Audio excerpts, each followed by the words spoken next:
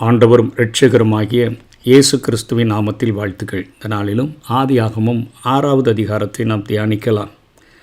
மனுஷர் பூமியின் மேல் பெருக துவக்கி அவர்களுக்கு குமாரத்திகள் பிறந்தபோது தேவகுமாரர் மனுஷ குமாரத்திகளை அதிக சௌந்தரியமுள்ளவர்கள் என்று கண்டு அவர்களுக்குள்ளே தங்களுக்கு பெண்களை தெரிந்து கொண்டார்கள். அப்பொழுது கர்த்தர், என் ஆவி என்றைக்கும் மனுஷனோட போராடுவதில்லை, அவன் மாம்சந்தானே, அவன் இருக்க போகிற நாட்கள் 120 வருஷம் என்றார்.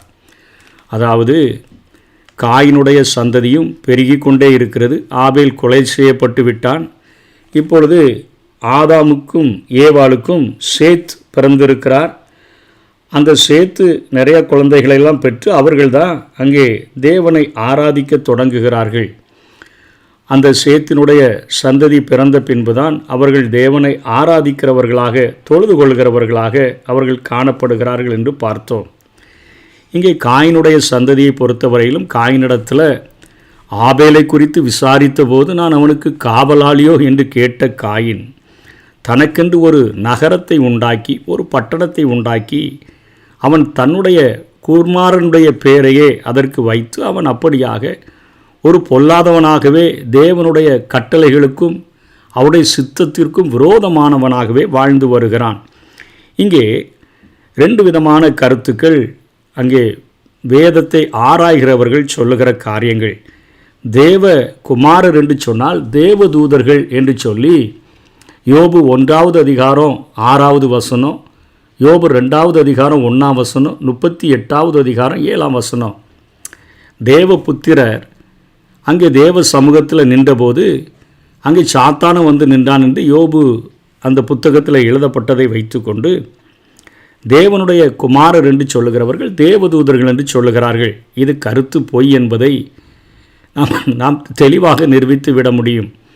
இயேசு கிறிஸ்து இந்த பூமியிலே பிரசங்கித்த பொழுது மத்தேயு 22வது அதிகாரம் 30வது வசனத்தின்படி கொள்வனையும் இல்லை, கொடுப்பனையும் இல்லை, அங்கே எல்லாருமே பரலோக ராஜ்யத்தில் தேவதூதர்களைப் போல இருப்பார்கள் என்று அவர் பிரசங்கிக்கிறார். 2வதாக ஆதியில் விழுந்து போன தூதர்களுக்கு பின்பாக கொஞ்சம் கேப்பில் தூதர்கள் விழுந்து போனார்கள் என்று வேதத்தில் காணப்படலை. லூசிஃபரும் அவனோடு கூட சேர்ந்த தூதர்களும் விழுந்த பின்பாக தேவதூதர்கள் யாருமே குற்றம் செய்யலை என்கிறதை நாம் வேதத்தில் கற்றுக்கொள்ள முடியும்.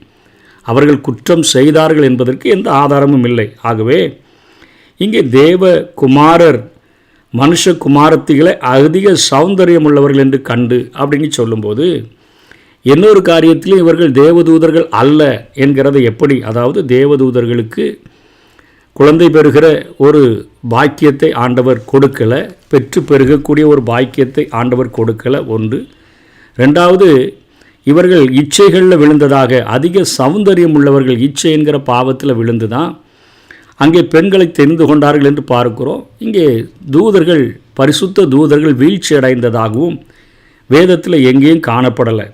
இப்போ ஆண்டவர் தண்டனை கொடுக்கிறத யாருக்கு தண்டனை கொடுக்கிறார்னா தேவதூதர்களுக்கு தண்டனை கொடுக்கல. அப்போ கர்த்தர், என் ஆவி என்றைக்கும் மனுஷனோட போராடுவதில்லை, அவன் மாம்சந்தானே.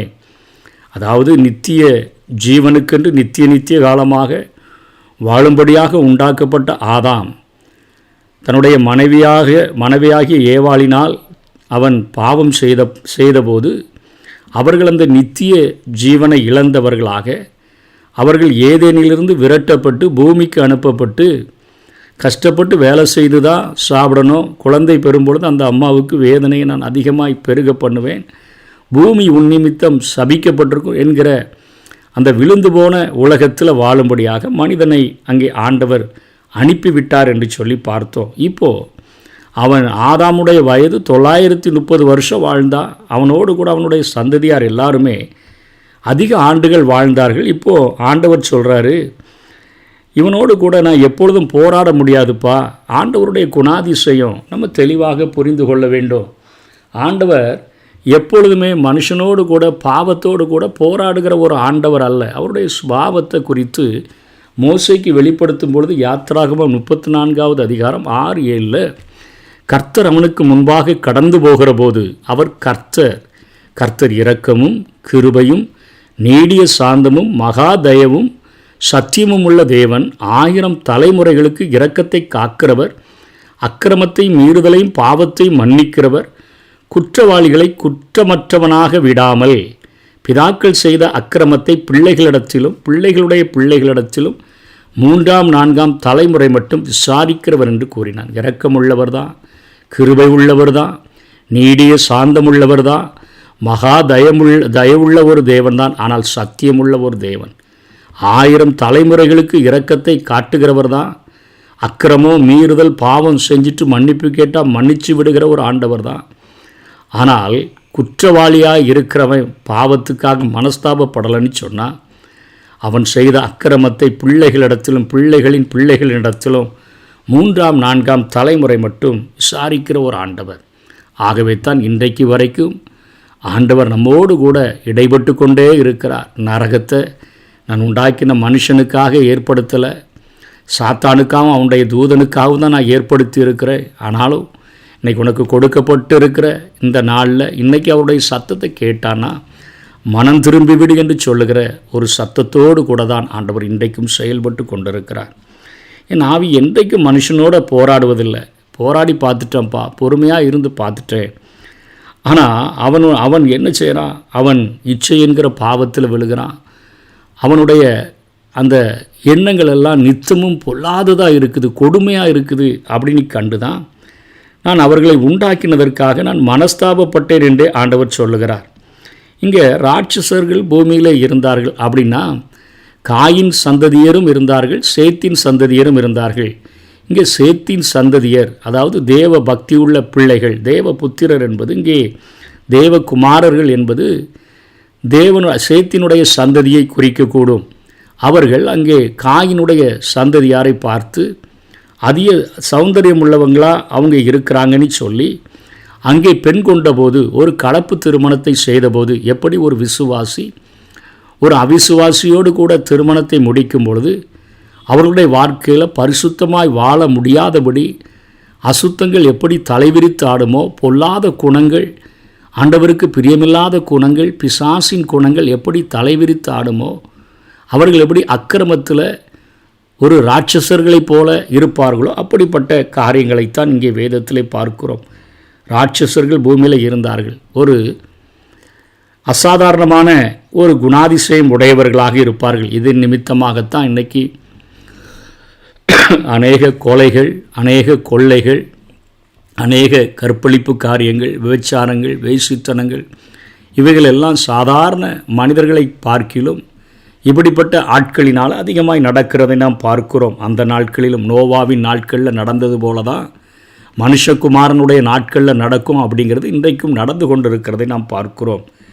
இப்போ இவர்களும் பூர்வத்தில் பெயர் பெற்ற மனுஷராகிய பலவான்களானார்கள். அதாவது அங்கே சேத்தினுடைய குமாரர்கள், அவனுடைய சந்ததியர்கள், அங்கே காயினுடைய குமாரத்திகள் அதிக சௌந்தரியம் உள்ளவர்கள் என்று இச்சையில் விழுந்து அவர்கள் ஒன்று சேர்ந்த பொழுது பிறந்த சந்ததிகள் அதுவைகள் பொல்லாதவைகளாக ராட்சசர்களைப் போல காணப்பட்டார்கள் என்று வேதத்தில் பார்க்கிறோம். மனுஷருடைய அக்கிரமம் பூமியிலே பெருகினதென்றும் அவன் இருதயத்து நினைவுகளும் எல்லாம் நித்தமும் பொல்லாததாக இருக்கிறது. இருதயத்து நினைவே பொல்லாததாக இருக்கிறது.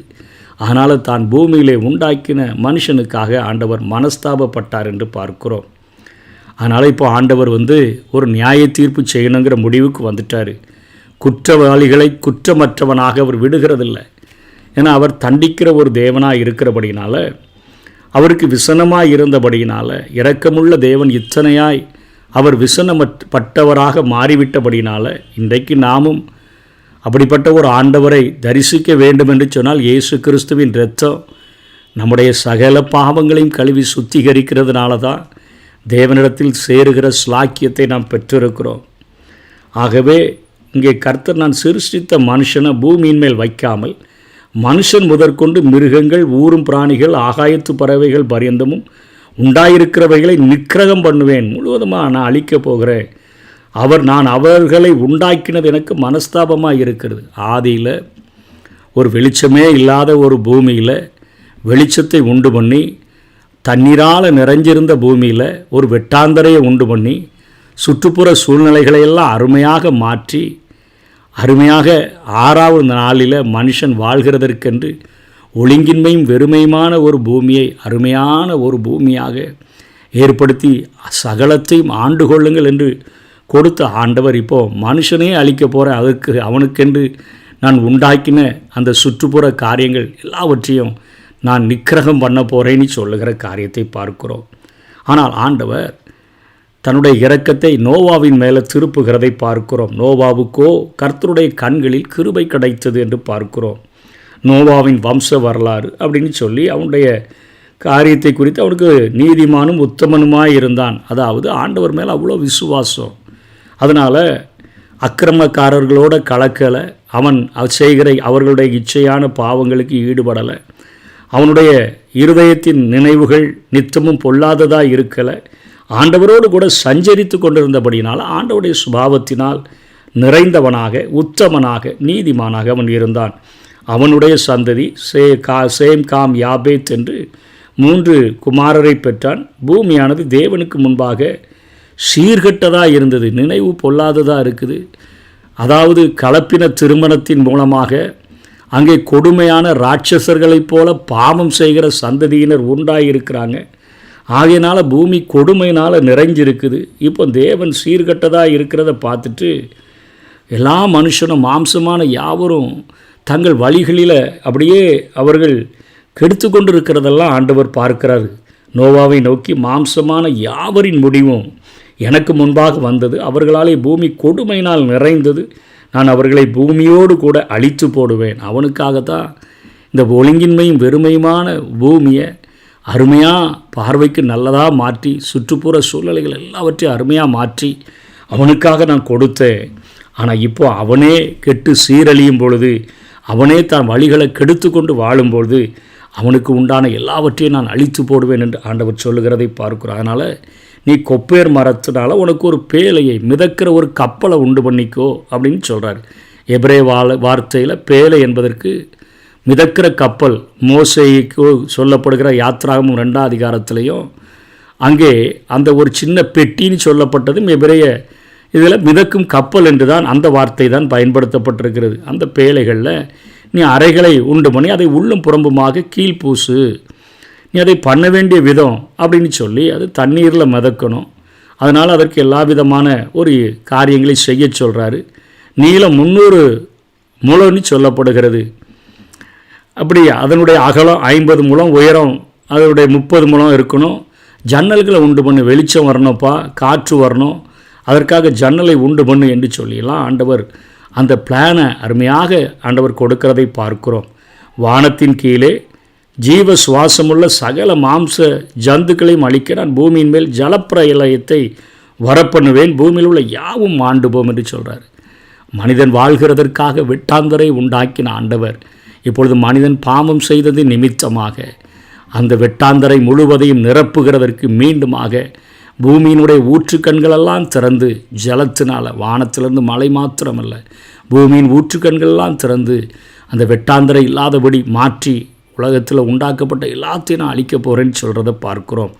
ஆனாலும் உன்னுடனே என் உடன்படிக்கையை ஏற்படுத்துவேன். ஆண்டவர் உடன்படிக்கை, அதாவது உடன்படிக்கை என்பது எபிரேய மொழியினுடைய அர்த்தத்தில் 2 அதற்கு மேற்பட்டவர்கள் எடுக்கின்ற ஒரு உடன்படிக்கையை குறிக்கக்கூடியதாக இருக்கிறது. நான் இப்படி செய்வேன் என்கிற வாக்குத்தத்தத்தை ஆண்டவர் கொடுக்கிற ஒரு காரியமாக இருக்கிறது. பழைய ஏற்பாட்டு உடன்படிக்கையானது சீனாய் மலையிலே மோசேயின் மூலமாக இஸ்ரவேல் ஜனங்களோடு கூட ஏற்படுத்தப்பட்டது. நமக்கு ஆண்டவராகிய இயேசு கிறிஸ்து புதிய ஏற்பாட்டில் அவர் கல்வாரி சிலுவைக்கு செல்கிறதற்கு முன்பாக அந்த திருவிருந்தை ஆசரிக்கிற பொழுது, ராவிருந்தை ஆசரிக்கிற பொழுது அங்கே ஒரு உடன்படிக்கையை ஏற்படுத்துகிறதை பார்க்கிறோம். புதிய உடன்படிக்கை என்று நாம் அறிந்திருக்கிறோம். இங்கே உன் குமாரரும் உன் மனைவியும் உன் குமாரரின் மனைவிகளும் பேழைக்குள் பிரவேசிங்க. உனக்கு 3 பிள்ளைங்க இருக்கிறாங்க, பிள்ளைகளுக்கு 3 மனைவிமார்கள் இருக்கிறாங்க. உன்னுடைய மனைவி, நீ எல்லாரும் சேர்ந்து 8 பேரும் அங்கே உள்ள பிரவேசிங்க. சகலவிதமான மாம்ச ஜீவன்களிலும் ஆணும் பெண்ணுமாக வகை ஒன்றுக்கு ஒவ்வொரு ஜோடும் உன்னுடன் உயிரோடு காக்கப்படுவதற்கு பேழைக்குள்ளே சேர்த்துக்கொள், அந்த மிதக்கும் கப்பலுக்குள்ளே சேர்த்துக்கொள். ஜாதி ஜாதியான பறவைகளிலும் ஜாதி ஜாதியான மிருகங்களிலும் பூமியில் உள்ள சகல ஜாதி ஜாதியான ஊரும் பிராணிகளிலும் வகை ஒன்றுக்கு ஒவ்வொரு ஜோடும் உயிரோடு காக்கப்படுகிறதற்கு உன்னிடத்திலே வரக்கடவுது. உனக்கும் அவைகளுக்கும் ஆகாரமாக சகலவித போஜன பதார்த்தங்களையும் சேர்த்து உன்னிடத்தில் வைத்துக்கொள் என்று ஆண்டவர் பேசுகிறார். அப்படியே நோவா செய்து முடிக்கிறான். தேவன் தனக்கு கட்டளையிட்டபடியெல்லாம் அவன் செய்து முடித்தான் என்று சொல்லி பார்க்கிறோம். ஆண்டவர் மேலே நோவாவுக்கு அத்தனை விசுவாசம் இருந்தபடினால அவன் ஆண்டவர் சொன்னபடி அப்படியே செய்து முடித்ததை நம்ம பார்க்கிறோம். யாக்கோபு 2வது அதிகாரத்தை நம்ம பார்த்தோன்னு சொன்னால், விசுவாசம் இல்லாமல் நம்ம தேவனுக்கு நம்ம பிரியமாக இருக்க முடியாது, கிரியைகள் இல்லாத விசுவாசம் செத்தது என்று சொல்லி நம்ம பார்க்கிறோம். கடைசி வசனத்தில் அப்படியே ஆவியில்லாத சரீரம் செத்ததாக இருக்கிறது போல கிரியைகள் இல்லாத விசுவாசமும் செத்ததாக இருக்கிறது.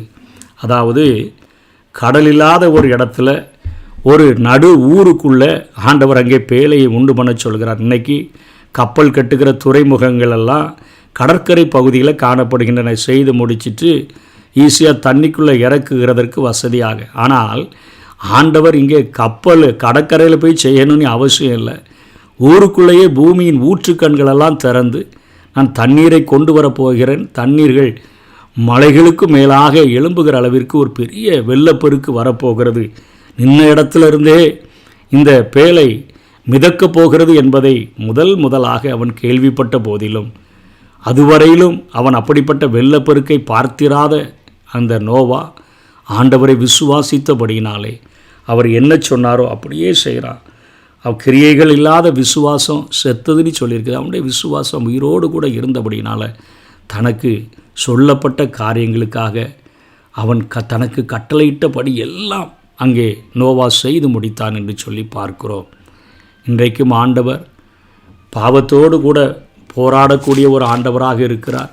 பாவத்தை வெறுக்கிற ஒரு ஆண்டவராக இருக்கிறார். பாவியை நேசித்தாலும் பாவத்தை வெறுக்கிற ஒரு ஆண்டவராக இருக்கிறார். நீதிமொழிகள் 29:1 அடிக்கடி கடிந்து கொள்ளப்பட்டும் தன் பிடரியை கடினப்படுத்துகிறவன் சகாயமின்றி சடுதியில் நாசமடைவான் என்று பார்க்கிறோம். ஆகவே இந்த 6வது அதிகாரத்தின் சத்தியத்திலிருந்து இன்றைக்கு ஆண்டவருடைய பிள்ளைகள் ஆண்டவருடைய சந்ததியோடு கூட இணைக்கப்பட்டு பரிசுத்தமுள்ள ஆண்டவருக்கு பிரியமுள்ள சந்ததிகளை பெற்றெடுக்க வேண்டுமென்று ஆண்டவர் விரும்புகிறார். ஆண்டவருடைய பிள்ளைகளாக, நீதிமான்களாக, உத்தமர்களாக, அவரோடு கூட சஞ்சரிக்கிறவர்களாக வாழ வேண்டும் என்று நோவாவைப் போல ஆண்டவர் இருக்க வேண்டும் என்று விரும்புகிறார். அந்த நோவாவினுடைய அந்த வாழ்க்கையில் தேவனை விசுவாசித்தபடியினால் தனக்கு கட்டளையிட்டபடியெல்லாம் அவன் செய்து முடிக்கிறதற்கு அத்தனை ஒரு உண்மை உள்ளவனாக அவன் இருந்ததை குறித்து நம்ம வேதத்தில் பார்க்கிறோம். ஆகவே நம்முடைய வாழ்க்கையிலும் நாம் ஆண்டவருக்கு பிரியமுள்ள ஒரு சந்ததியாக, பிரியமுள்ள சந்ததியோடு கூட உறவு வைத்து கொள்கிறவர்களாக, பரிசுத்த சந்ததியை இந்த உலகத்துக்கு கொடுக்கிறவர்களாக, நீதிமானாக, உத்தமனாக, தேவனோடு கூட சஞ்சரிக்கிறவர்களாக, தேவனை விசுவாசித்து அவருடைய வசனங்களுக்கு நடுங்கி அவருடைய கட்டளைகளுக்கு கீழ்ப்படுகிறவர்களாக நாம் வாழ்ந்தோம் என்று சொன்னால், இயேசு என்கிற அந்த பேழையை குறித்து பேதுரு சொல்லுகிறாரே தன்னுடைய நிருபத்தில், எப்படி நோவாவின் காலத்தில் அந்த 8 பேர் பேழைக்குள்ளே காக்கப்பட்டார்களோ அதே போல் ஞானஸ்நானமானது நம்முடைய மாம்ச அழுக்கை நீக்குதலாய் இராமல் ஆண்டவராகிய இயேசு கிறிஸ்துவின் அந்த சாயலோடு கூட இணைத்து நம்மை அவரோடு கூட உயிரோடு எழும்பின இயேசு கிறிஸ்துவோடு கூட நம்மை பாதுகாக்கிறதே, நமக்கு பேழையாக இருக்கிற அந்த இயேசு கிறிஸ்துவினால் நிச்சயமாக நாம் காக்கப்படுவோம். கர்த்தர் தாமே நம்மை ஆசீர்வதிப்பாராக. ஆமென்.